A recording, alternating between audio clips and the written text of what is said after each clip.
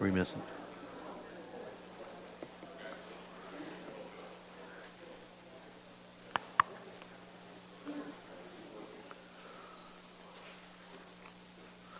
Okay, deputation time, 5 p.m. We'll call on Mr. George Anger and Ms. Darlene Vanderpool to come to the podium to do their presentation. They're representing the Turkey Point Phragmites Action Alliance Committee, and this is with respect to Phragmites growth on Ordnance Beach in Turkey Point. Welcome. You have 10 minutes, sir and ma'am. Mr. Chairman, my name is George Anger, and this is Darlene Vanderpool, and we are members of the Turkey Point Phragmites Action Alliance Committee. We represent about 100 families in Turkey Point. This committee evolved from the original Beach Restoration Committee that had worked for more than 15 years to address the issues of Ordnance Beach in Turkey Point, but to no avail. The plight of Ordnance Beach has lasted more than 2 decades. The primary issues being public beach access, invasive Phragmites or frags, and the man-made wetlands, which is the habitat for West Nile mosquitoes and ticks with Lyme disease. Prior to the 90s, the Ordnance Beach was designated as a sand-bottom beach. In the 80s, the jetties at the south end by the Marina of Ordnance were allowed to be extended now to about 100 meters by the Ministry of Natural Resources without doing an environmental assessment. These extensions changed the flow of water and stopped the southward movement of sediments, forcing it out into the lake. The sediment then deposited along Ordnance, creating an outer berm or a beach. During the periods of high water, stagnant water they were trapped in the hollows. Ordnance Beach was then designated a provincially significant wetland, which provided perfect conditions for the growth and spread of the frags. Phragmites, deemed the most dangerous invasive species in Canada, smothers out native plants that cannot compete with this highly invasive species. They also severely hindered tourism and public use of the beach. This committee has been working for the last 2 years to try and finally get a resolution to the issues along Ordnance. First, to rid Ordnance from the frags, and second, to begin a strategy for beach restoration. We worked with the parks to ensure an emergency environmental assessment. We gave out pamphlets and letters to all the cottagers, and the pilot project be developed specifically for Ordnance Beach to address the frags. In August, the final approval for this EA and pilot project was received. It consisted of 3 steps. Spray Ordnance Beach with Roundup Custom chemical. This chemical received both federal and provincial approvals. After, cut the dead frags, and then burn the dead frags. All 3 steps must be completed in order to eradicate the Phragmites, according to M&R's own best practices. The beach was sprayed in this last October, but to date, the cutting and the burning has not yet occurred and must be completed before March 31st, according to the park. Their deadline, according to the EA. However, we have recently learned that the 2 marsh masters in this area will be moved by March the 1st, at the very latest, to Long Point, and will not return prior to March 31st. Hence, the timeline to complete the EA has been significantly reduced. Our group is very concerned that the cutting and the burning of the frags may not even take place, as the parks have already had an active burn permit for 9 years for the Ordnance Beach area, and not once in 9 years has a burn occurred. We need your support in urging the parks to complete this portion of the EA and pilot project before March 1st, 17 business days. If this portion is not complete, the state of Ordnance Beach may be worse than it has been over the past 20 years. If the frags are not cut and burned, there will be massive amounts of dead matter, which then pose a fire hazard, according to the M&R. These dead frags will only be a terrible eyesore, but will continue to harbor ticks carrying Lyme disease and mosquitoes carrying West Nile. Turkey Point is already the acknowledged provincial hotspot for ticks. The Public Health Board suggests to avoid West Nile, one should eliminate any and all standing water in its present condition. Ordnance Beach is a 1 kilometer long of stale, standing, black swamp water in the middle of this beautiful resort community. These dead stands of frags will also not bode well with tourism in Norfolk County. The tourism will have to change their advertisement for Turkey Point from over 3 kilometers of beautiful sandy beach to 2 kilometers of beautiful sandy beach and 1 kilometer of Phragmites, tick, and mosquito-infested swampland. The second objective for this committee is beach restoration. As stated earlier, Ordnance Beach has been designated as a provincially significant wetland. Our committee is seeking to have this designation removed, or at the very least reduced, so that the beach-going public is not subjected to exposure to Lyme disease and West Nile when accessing the Ordnance Beach. The likelihood that the significant natural species that may have existed that caused this designation in the first place are still present is very unlikely. The frags that have been allowed to overrun Ordnance Beach have already smothered out all other natural species.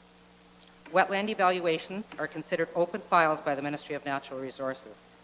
The M&R recognizes that wetland designations can and should be updated periodically when conditions change, such as the social values of the wetland. It is this policy, the policy that allows for the periodic reevaluation of wetlands, that provides us with this opportunity to request a reevaluation of the wetland along ordinance. In October, our committee met with Toby Barrett, MPP, and presented him with 2 requests. Number 1, to urge the parks to complete the EA and the pilot project in its entirety to spray, cut, and burn the frags.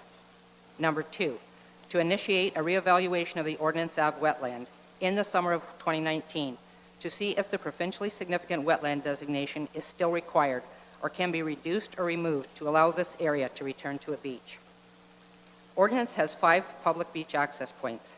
These access points have not been maintained and are flooded and overgrown with frags. In June, the parks closed these access points until further notice, and they are still closed today.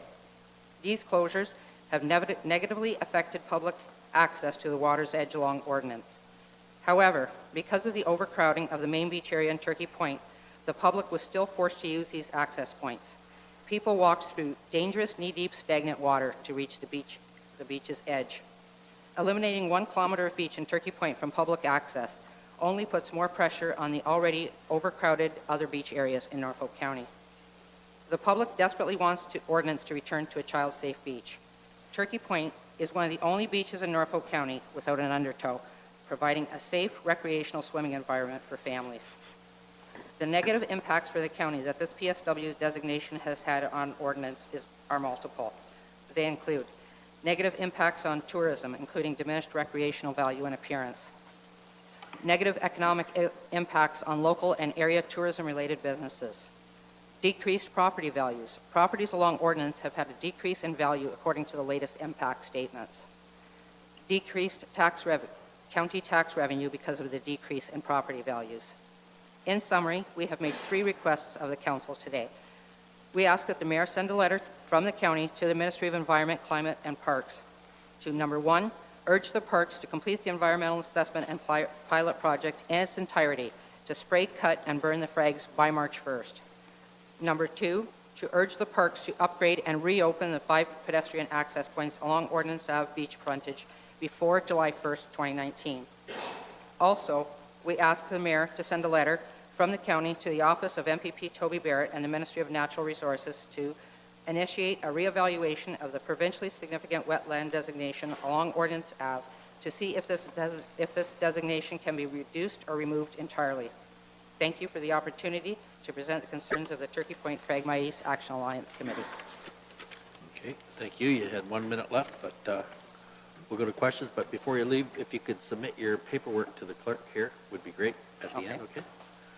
Questions to the deputation? Yes, Councilor Taylor. So what happens if, thank you through the chair to the deputation.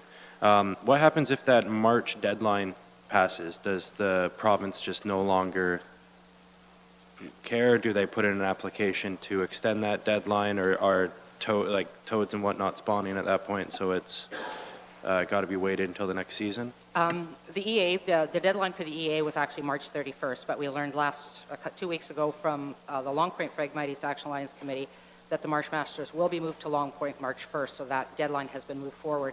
After March 31st, the Ministry of Natural Resources won't allow the Marsh Masters to come back and cut ordnance. So those dead stands of frags will just be left there, remain standing, and according to the Ministry of, the MNR's best practices, dead stands left standing, dead frags, pose a significant fire hazard because they're dead and there's a lot of dead matter that could burn easily.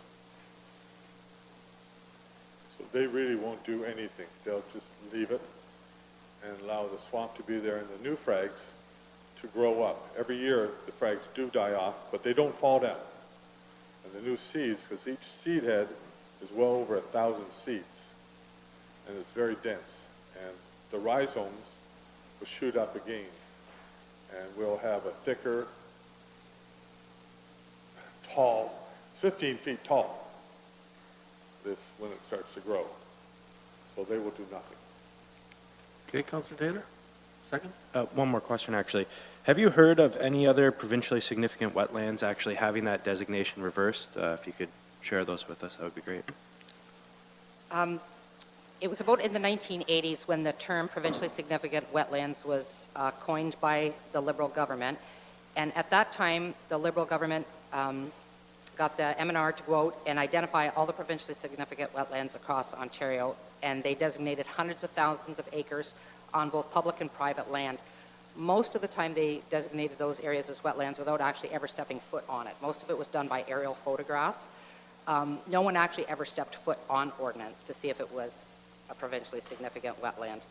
And the MNR keeps the wetland files at their local offices because those files are considered open files. They can be looked at and reevaluated for a number of different reasons, and social impact of the wetland is one of the reasons that you can change the designation on a wetland.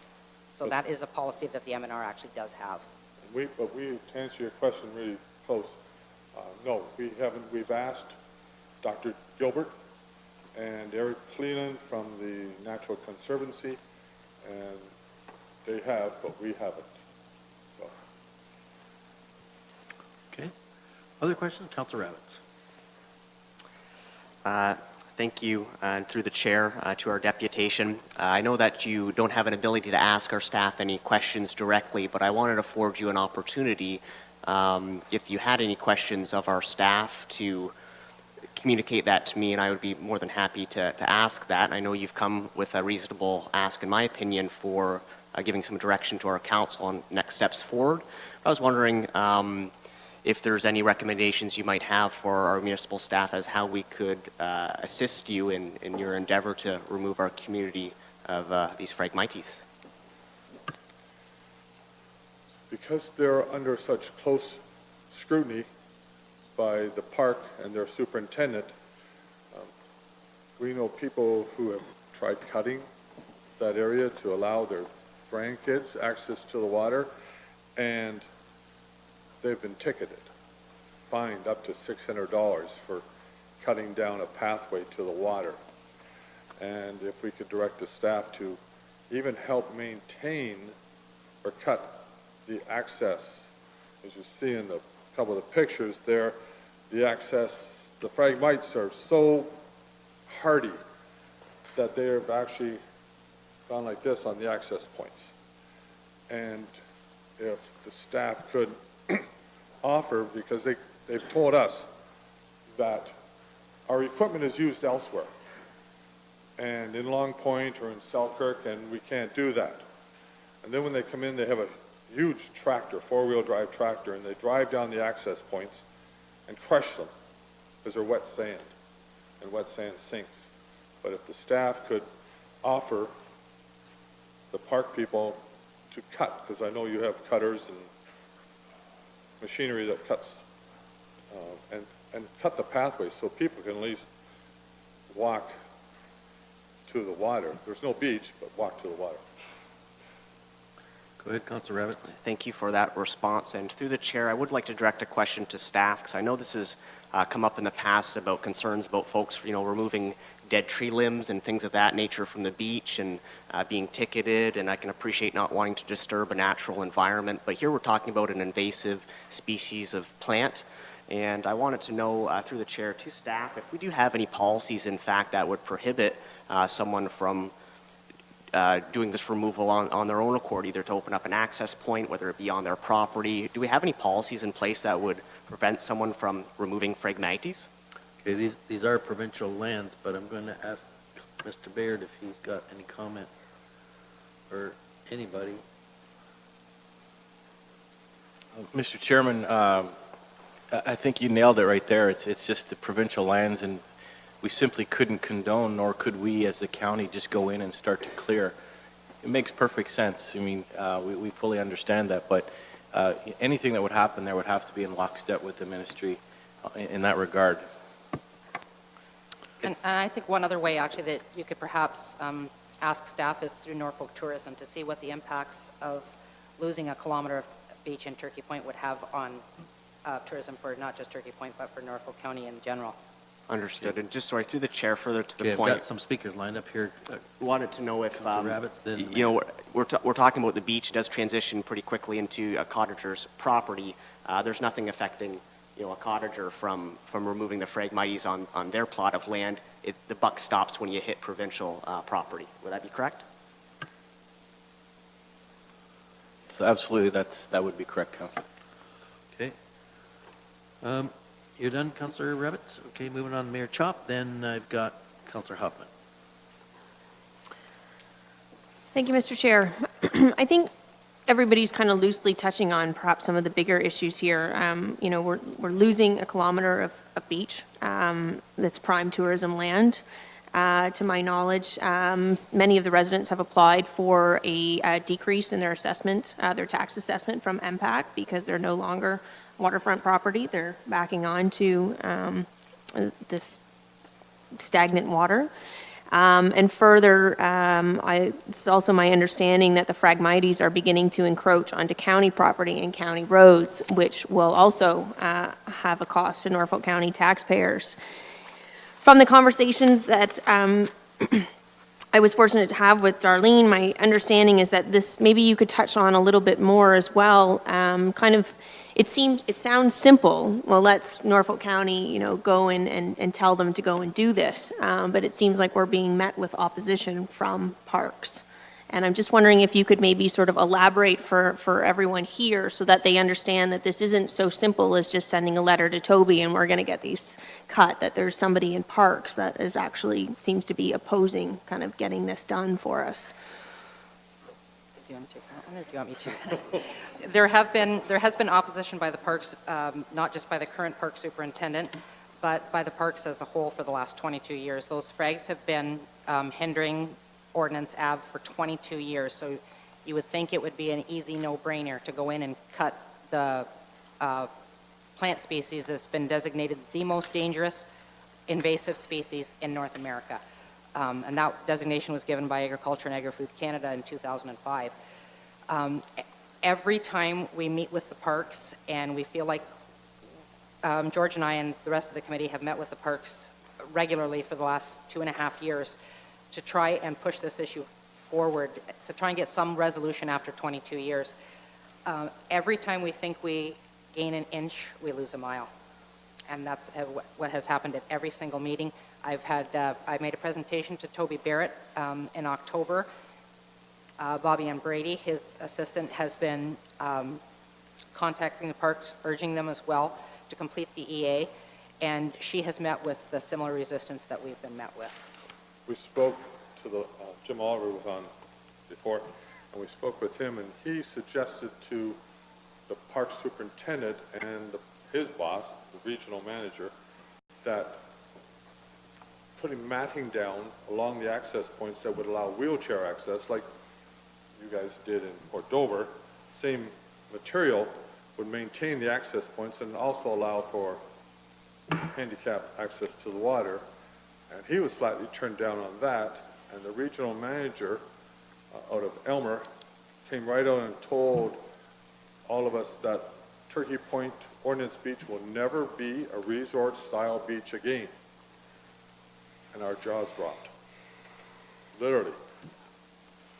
What do you say to that when we have, you know, that's why I purchased my place, because it's a beautiful beach, and my daughters loved it, my grandkids would love it if we had a beach. But the resistance, even if you go out there and cut the grass before the frags, they're there with their, the summer had two ladies in their big pickup truck and bulletproof vests come on and give you tickets, $153, $55 tickets for it, or confiscate your lawnmower that you were cutting it with, or give you a subpoena, which could be a $5,000 fine or a year in prison for cutting it. And it's not, there's issues all along Turkey Point Beach. It's not just issues, these are our issues with the Ordnance Beach area, but there are other issues in Turkey Point. People have been, that were going around just picking up garbage. George met one lady that picks up garbage after every weekend at the main beach in Turkey Point, and she was told she would be ticketed if she picked up any more garbage off the beach. Okay. If I could carry on. Did you have more? Yes, Yeah. please. You also mentioned to me in the conversation as well that there were conversations in regards to putting a fence further down along Cedar Street, and so that people from their homes couldn't even access the beach down at the other end. Is that correct? Yeah, that is along the Cedar Street beach. Those cottages actually back the beach. Their backyards, part of their backyards is actually park property. Then there's the berm, and then it's the sand beach behind it, which is right beside the main beach in Turkey Point. And they were told if they, that they're considering, the parks are considering putting a fence up behind that row of cottages, like 25 feet behind their cottage. Everything else would be fenced off, and if they wanted to access the beach from that area, that they would have to go, either go to the main beach or go to one of the access points at Jenny Wren or Tyler Street. They'd no longer have beach access behind their house. And they were also considering planting grasses on that Cedar Street beach, and no public access at all anymore. And that they would convert part of the land. You go out Jenny Wren, and on the other side, because the parking area is so small at the end of Jenny Wren or Tyler, like about a dozen cars maybe, that they would extend their parking down in front of these people's cottages. And some of them are well over $1 million cottages along there.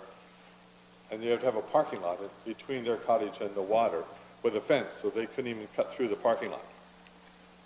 So they were considering restricting beach access to Cedar Street Beach altogether, except at the 3 access points, at the main beach, Tyler, and Jenny Wren Streets. That's an issue over and above the Phragmites. Yes. Yeah. But Your job, Dean? the reason that I ask is just because it's all included as part of that same parkland. So the next question I have, it's the province, correct, that funded the EA? Yes, the Ministry of Environment. The Ministry of Environment. What I'm wondering right now, I wonder how kindly the province would look where once you've put the roundup on the Phragmites, if they don't go through and finish the job, it actually has the potential to exacerbate the problem. I actually have Japanese knotweed around my place, and it's quite similar, and it's unrelenting. And so if it isn't done by March 1st, basically that was good money thrown out for absolutely no reason. So if I was the province, I would be frustrated with parks. As Norfolk County, I am frustrated with parks because it is impacting tourism. It's potentially impacting our tax revenue. And it is also potentially impacting future impact on our roads as the Phragmites start to move across the roadway and the work that we're going to have to do. My understanding is that there was a motion back in 2004 that staff be authorized to begin a process to petition for a revision to the boundary of Turkey Point Provincial Park to exclude the area described as the 10 hectares along the Lake Erie shoreline. And I'm wondering if it might be prudent at this point to potentially also investigate Norfolk County, the possibility of Norfolk County reassuming that land if Parks is unable to uphold their obligations both to the province and to Norfolk County. That's a good point. I don't know if, Mr. Mayor, were you around in 2004 to witness this? He was, yeah, okay. I recall that being discussed at the council chambers previously. Okay, so what do you wish to do with that, Mayor? Well, why don't we finish with the questions, and then Councillor Van Passen might help me out. Okay. First, I've got Councillor Huffman, and then Councillor Van Passen. Thank you, Chairperson Columbus. Through you to the deputation. Hello, George. Hello, Darlene. How are you doing? I just want to reiterate a couple of facts, and I just want to make sure that I have them correct. So, individuals who own property, their MPAC assessment has decreased. Correct. Okay, that should be a red flag for a lot of people. We don't often get any decrease in MPAC assessment.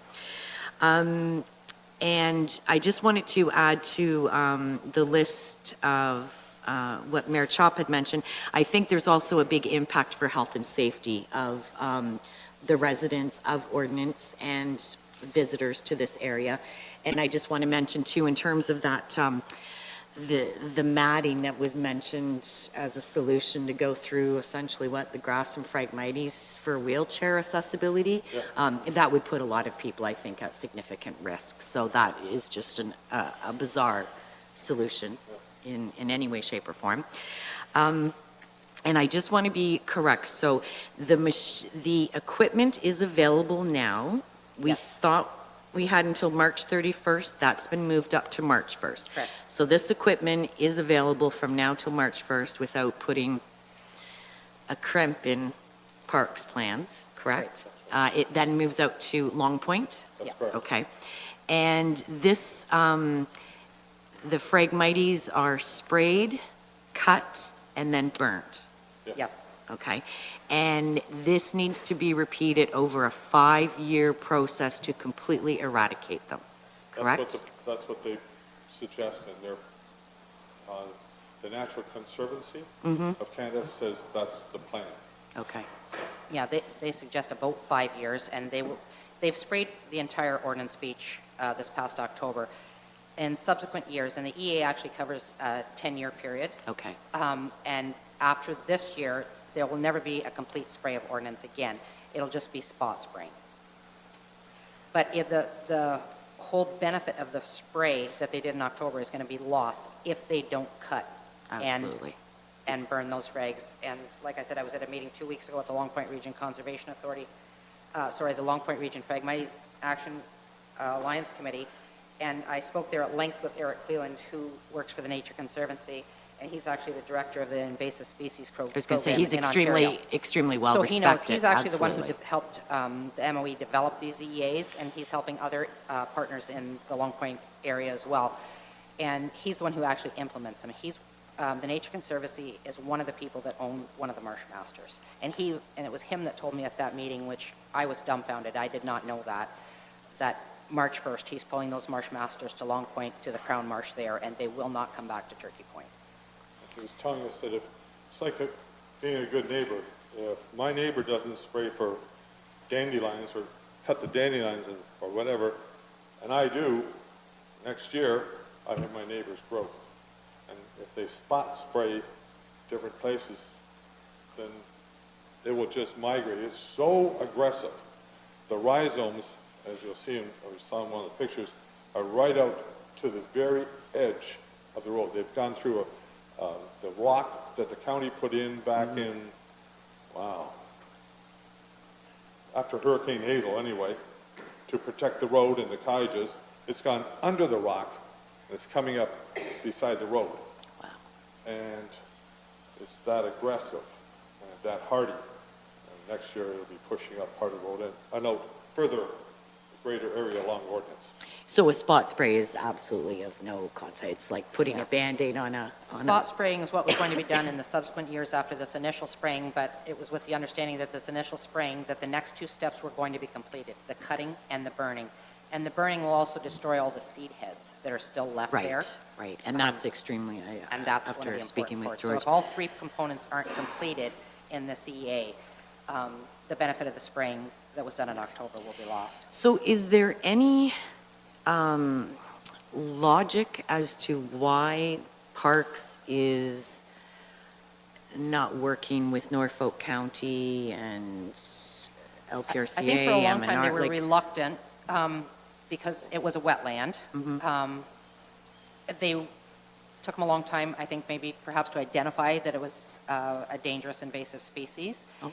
And once that was identified, the ordnance beach, because of the hollow that's there and the stagnant water that's collected in it, there is no approved spray in Canada that can be used over water. Okay. So they needed, and they did it in Long Point in 2016, and that EA got approved. This is an emergency EA and pilot project. This is the first time that it's being used in Long Point and Turkey Point. Is the first time that it's being used in Canada. It's been used in the States for a number of years, this glyphosate, which is Roundup Custom. And it's a spray that is used over water. And that was a big part of the reluctance to do anything about the frags in the past, was that they didn't have a spray that could that they could use in Canada. So this pilot project that's going on right now in Long Point and Turkey Point, this is the project that's going to set precedent, if it's successful, for the rest of Canada to be able to use Roundup Custom over water. And they're working in conjunction, the Nature Conservancy is working in conjunction with the University of Waterloo, and they're doing tests on water samples to see if there's any residue from the glyphosate that's being used. And the testing that they've been done so far in Turkey Point, because it's the first time that they've actually sprayed over water, is that it falls well below provincial standards. So the chemical that they're using is working, and it's working safely. In 2003, the federal government sprayed at the lighthouse as the initial testing spot, and it was well received and did a great job, but they didn't follow it up on the 5-year plan. They waited, and so they started spraying out there, and the marshes that were completely filled in by frags are now open again. And it's water. So there's a lot of people at the table who are all working in the same direction, but we're coming up against opposition from Parks. Okay, all right. Thank you very much. I'm still on question time. I don't know if you've got a comment or a motion coming forward, Councillor Van Passen, but I saw Councillor Martin's hand up too. I'll go with Councillor Martin first. Thank you, Councillor Columbus. Just more of a general comment as someone who lives in Port Dover and has a beach in a community as well. I can tell you right now that this would not stand in Port Dover. Anything that threatened tourism, threatened people's access to the beach and water, it just wouldn't happen. And additionally, Port Dover is looking for volunteers to come and clean up our beaches rather than finding them. So I look forward to supporting you and supporting Mayor Chop with this issue. Well, thank you very much. They say that the government works in slow and mysterious ways, but I think 22 years is time enough to address this issue. This is a good question, Councillor Martin. Thank you. Councillor Van Passen. Yes, thank you, Mr. Chairman. Darlene, you mentioned working with the Phragmites Alliance, which is trying to solve this problem across all of Ontario, but I've been to a few of their meetings, and we're having a hard time explaining to, well, especially the provincial government, that once the frag comes in there, nothing lives there other than ticks and mosquitoes. There is no endangered species. There is nothing. They can't survive. So to convince them that it's no longer a provincially significant wetland, it's just a dead area, should that really be that hard? You would think not, but, you know, it's been 22 years and we're still plugging away at getting a reevaluation of that wetland and to see if that designation can be reduced or at the very least, if not removed altogether, because like you said, Phragmites extinguishes all other native species around it, and the rhizomes, or the roots that come out, actually release toxins and kills off other native plants as well. So not only do they crowd them out, they take up all the water, so it doesn't leave any water for any other plant. It extinguishes it all. There's approximately 200 frags in every square meter that can grow up to 15 feet tall. So they crowd everything out, but their rhizomes, their roots, also release toxins to kill everything else around it. So if there were ever any endangered species on ordinance, and we'll never know because the Phragmites have killed it all off. Any more questions? No? Okay, you may be seated then. Thank you. Thank you. What does council and committee wish to do with this? Okay, I need a mover and a seconder to receive the deputation as information. Councilor Rabbits and Councilor Taylor. Those in favor? That's carried unanimously. Thank you. I just wanted to add my 2 cents to this because I recall back in the Township of Delhi days, back before the year county became Norfolk County again, this was one of Tom Miller's pet peeves down in Turkey Point. That's when it all started back in the 1990s, so it's been a long time. And I know the Long Point Region Conservation Authority, they have conducted some studies on the Lee Brown Marsh successfully with using the system that was described here by the deputies, and it does work. And other organizations are using that as a model, which we see here today being proposed. So looking at that beach, I would think that cutting this and controlling it isn't the big issue. It's cutting through the bureaucracy of the provincial government that's the issue here. That's the way I see it. What we should have at the podium there is Mr. Jeff Piggerskill and his supervisor to answer some of these questions. Councilor Van Passen. Thank you, Mr. Chairman. One of the great things I love about living in Norfolk County is we have groups. The Conservation Authority has about 10,000 acres of land that public has access to, and Mother Nature survives. NCC's got about 10,000 acres. Biosphere Reserve's got acres of land that they're restoring habitat. The Alice program is busy restoring habitat. If the rest of the Southern Ontario did what Norfolk County did, the whole country would be a better place.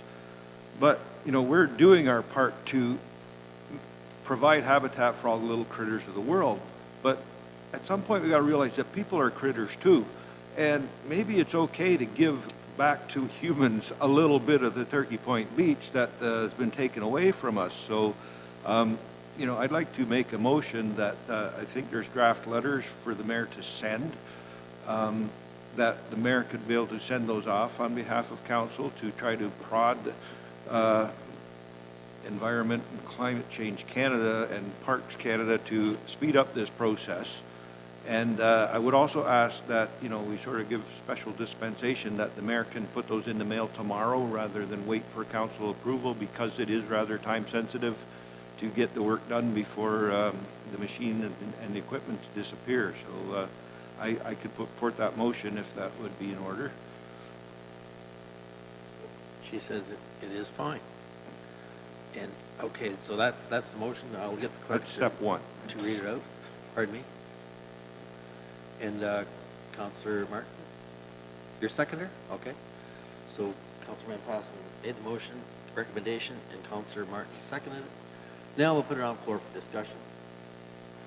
Okay, Madam Mayor, are you prepared to send that letter off tomorrow? I see thumbs up, so that's good. Okay, we'll call the vote on the recommendation. I'll get the clerk to read it first. Through the chair, that the mayor send the letters as provided by the deputation on February 6, 2018. Any other discussion? Those in favor? Carried unanimously. Thank you. And thank you to the deputations for coming forward to express your concern. And if you can coax M&R people to come to the podium, that'd be great. Yes, Councilor Van Passen. Thank you, Mr. Chairman. Could I also, I might need some help from the deputy clerk on some wording, but make the motion that we give the mayor the authority to start investigations on having the county take over maintenance of that section of the beach. Madam Clerk? Through the chair, what I might suggest is perhaps to give direction to staff to work with the deputation and report back to council specifically on that. I don't know if that is beneficial or what you're sort of thinking, or maybe perhaps Chris could speak to it a little bit more, but that's kind of a recommendation on our end. Well, actually, I'd much prefer if the mayor had the time to do it, let her get on the phone, because she'd probably get on there tomorrow and rattle some chains, and maybe that'll kick the other process into gear. Madam Mayor? I have this motion from 2004 before me that I think is actually really good, and I've just kind of wordsmithed it a little bit to change it up a bit. But it would read as follows, with my amendments included here, that the mayor and staff, in consultation with the Turkey Point Phragmites Action Alliance Committee, be authorized to begin the process to petition for a revision to the boundary of Turkey Point Provincial Park to exclude the area described as 10 hectares along Lake Erie shoreline, known as Main Beach, which spans some 1.7 kilometers in Turkey Point, and another 4 hectares with additional frontage on Lake Erie of 1.3 kilometers, and that the Ministry of Natural Resources, MOE, and Parks be notified of Norfolk County's intent that if successful with the boundary change, the county would complete a management plan and specific prescriptions for the area, along with a complete tourist and economic development proposal in conjunction with the residents of Turkey Point. So as the first step to begin that process would simply be, I think, to make some phone calls. That's exactly what I meant to say. That's fine. So- I just get a copy. Okay, the deputy clerk will get a copy, okay, from you, and I need a seconder for that. Councilor Geisens, seconder. Open for discussion. Any discussion? I'll call the vote. Those in favor of the mayor's recommendation? Those opposed? None opposed. That's carried unanimously. Thank you. Okay, let's see where we get this time. Okay, have we're moving on to the next deputation. And that is from Roshika Pereira with respect to the Riverside Christian Montessori School, special needs resource funding for an autistic child in school. Ma'am, if you could take the podium. You have 10 minutes, okay? I'll wait till you hand out your literature there.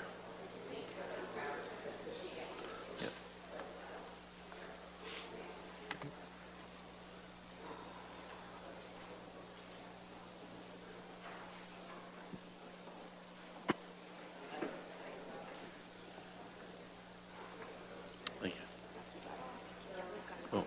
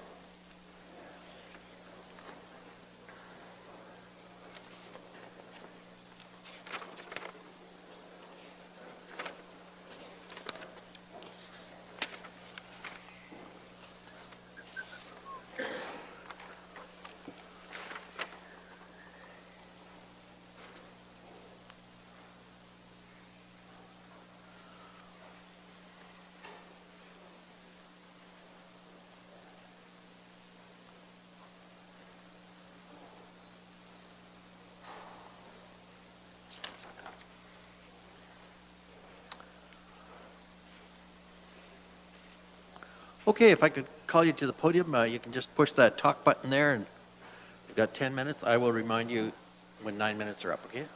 Thank you.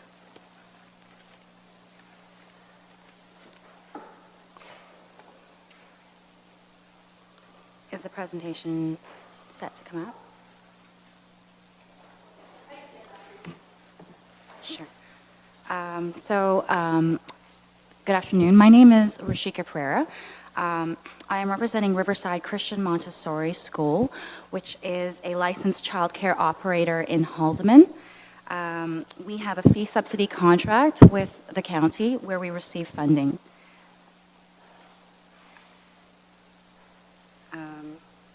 So the Ontario provincial government provides funding for childcare and early years programs and services to Children's Services, Norfolk County, who is the consolidated municipal service manager.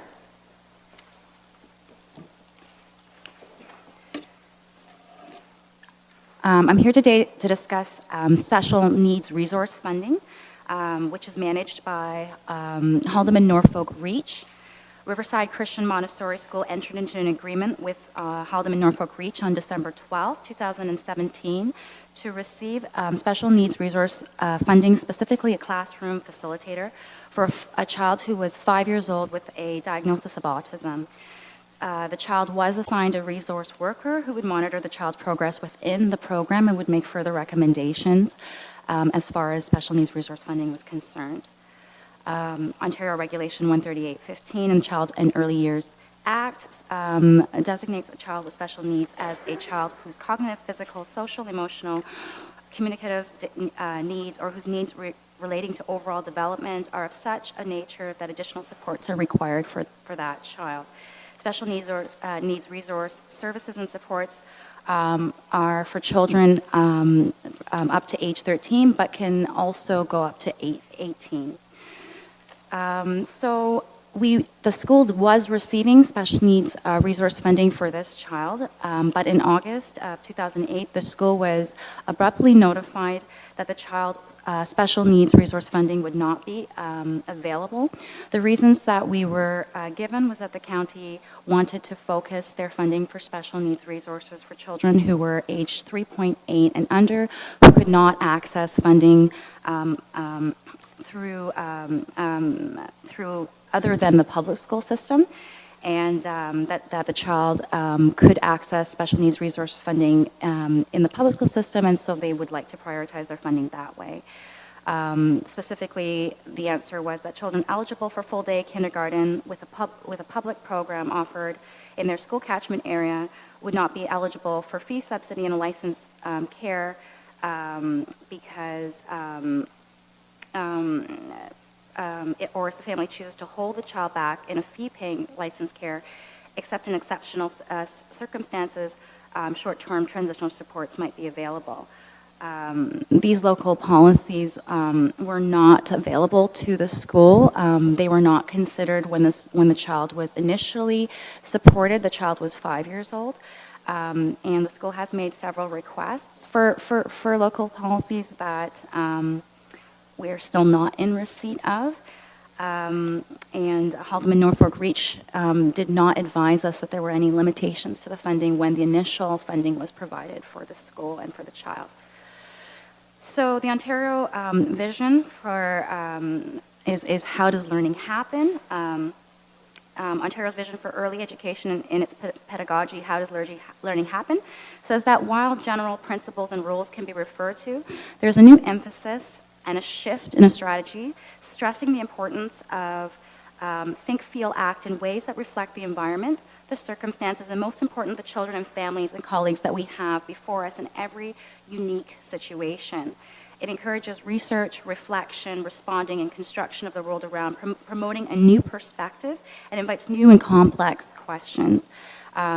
I would suggest to council today that our school is providing a very unique situation, one that should be looked at in line with Ontario's vision. What's also important here is that Haldeman Norfolk Reach's resource consultant made recommendation that the child remain in the school because of the child's document progress within the program, and had advised that the child should continue receiving special needs resource funding. So the Ontario Child Care and Family Support Program Service Management has a funding guideline.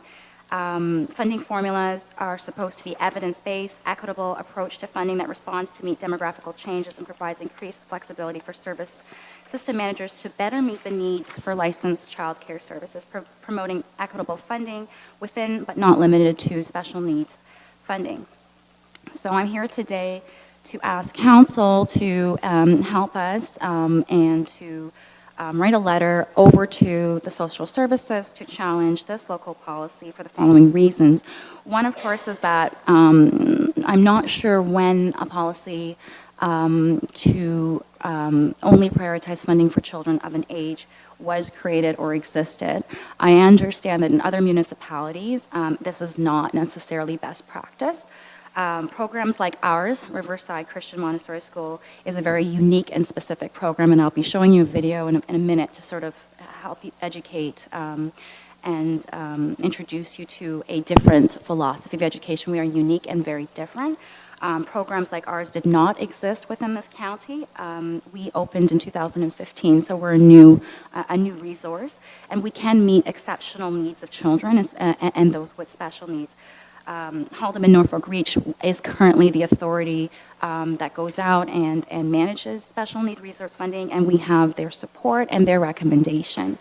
The other thing is that the child was already in receipt of services, and it is in the best interest of the child that once special needs resource funding has been commenced and approved, the child has the right to not experience disruption. We had a classroom facilitator that was being funded by Norfolk that was coming in to support the safety concerns and needs that we needed for the child.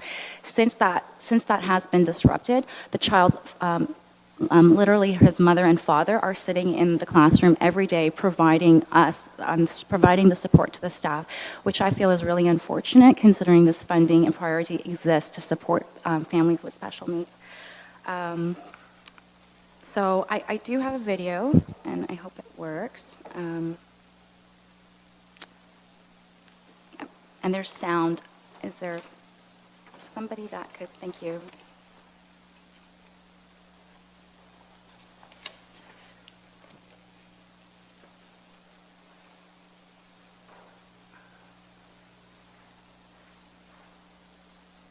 How long is your video? 3 minutes. Good, okay.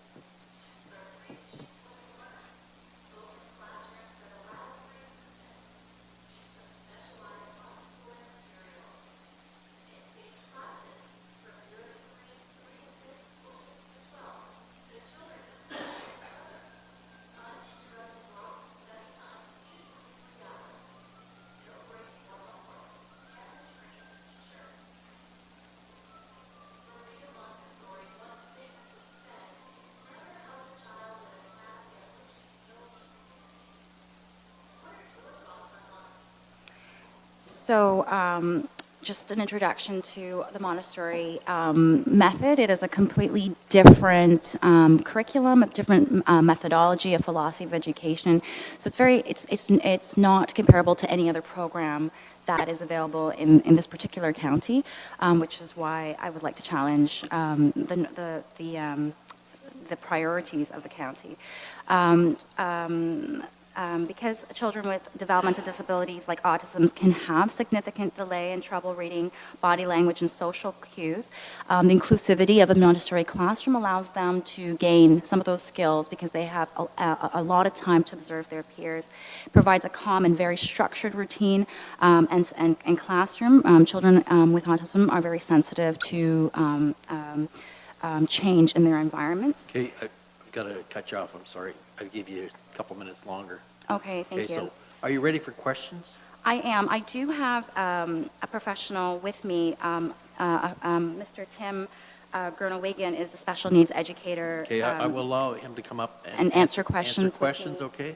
Yeah, and I do have a parent. As far as the deputation goes, it's over? Okay? Yeah. But I'll put the floor open to questions. Okay, Of so council. Councillor Huffman first, then Van Pasten. Thank you, Chair. Through you to the deputation. Okay, I've got a number of questions. Sure. Okay. Okay, so there are no other Montessori preschools in Haldeman County? not that I know of. Okay, but there could be, but you're not aware of them? I don't think that there are. Yeah. Okay. So no. Is my But there answer. is one in Simcoe? I believe so. I'm not sure. Okay, I'm not sure if that's licensed. We're a licensed operator. okay. Are you a for-profit center? We are. You are for-profit? Yep. Okay. The child that we're referring to in terms of the funding piece, what are their days and hours of attendance currently? Monday to Friday, 8 to 4. Okay, so typically Montessori was more of a preschool format, but this is more of daycare, childcare. So we are licensed as a child care operator. The Montessori is a mixed age classroom, so our age range is from 2.5 to 6 years old. It falls under the licensed preschool category. Now, the child that we're referring to in terms of the funding, are they involved currently in? Just, Matt, Councillor, Mr. Loeb, you had your hand up? Thank you, Mr. Chair. I realize that the deputation may be prepared to answer some of these questions. We need to be cognizant we're now talking about it. Okay, What may very well be an identifiable specific minor, so I just want to be cognizant that that a public discussion about a specific person like that is not normally something done at council, I suppose. Okay, well, it's very hard to come to a determination in terms of the circumstance without finding those things out, unfortunately. Okay, so I will ask this question. Have any of the families that have been in this situation previously or possibly in the future thought about accessing any other funding that would become available to them? For example, any funds through DTC or ACSD or SSAH? I'm not sure what the answer to that question is. Okay, and would I be able to discern that if there's any child in this circumstance would be involved in the ABA or the IBI programs? I do think that was that the family was involved in those programs, and they were actually on a waiting list for those programs. And the child's attendance in our school for the past 2 years has far more than exceeded the goals that they would have that they had set for the children for those programs. Okay. Two more questions. One, I do have the child's father to answer that question as well, if you would like to hear. and the other question is, do you have documentation, written documentation from anyone on staff at Haldeman Norfolk Reach, whether it be the classroom facilitator, the resource coordinator, anyone like that?